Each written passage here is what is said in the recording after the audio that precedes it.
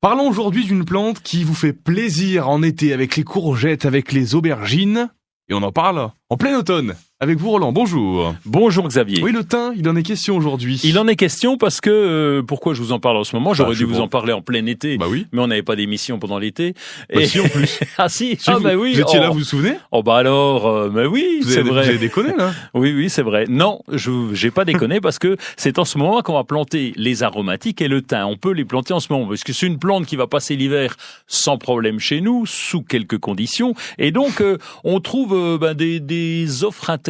Alors évidemment, il y en a plus au printemps, mais le planter en ce moment, eh bien, c'est pas plus mal parce qu'il va faire ses racines et il sera fin prêt pour le printemps et l'été prochain. Ça vient du sud, le thym. Oui. Ça risque pas trop de geler ici? Non. À condition qu'il y ait un sol bien drainé. Bien drainé, ça veut dire qu'il faut pas que ça soit gorgé d'eau. Donc ça, c'est le point premier. Le point second, c'est surtout qu'il y ait du soleil. Donc, on l'expose en plein soleil.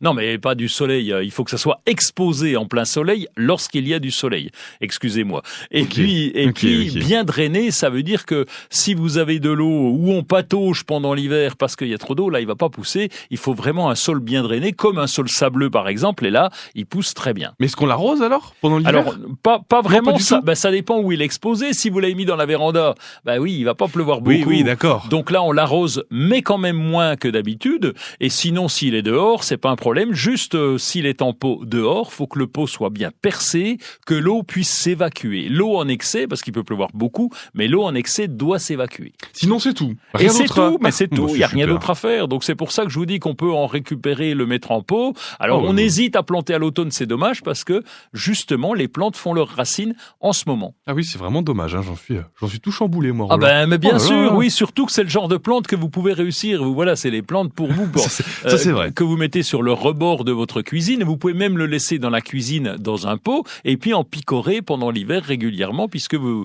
faites la cuisine, je crois. Et continuons à parler cuisine. Le meilleur.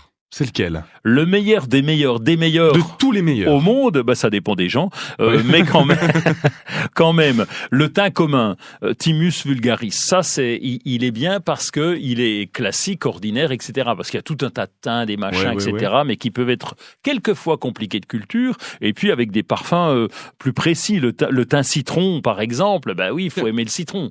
Donc il a un parfum citronné, mais c'est vrai que l'avantage du thym commun, c'est d'abord sa rusticité.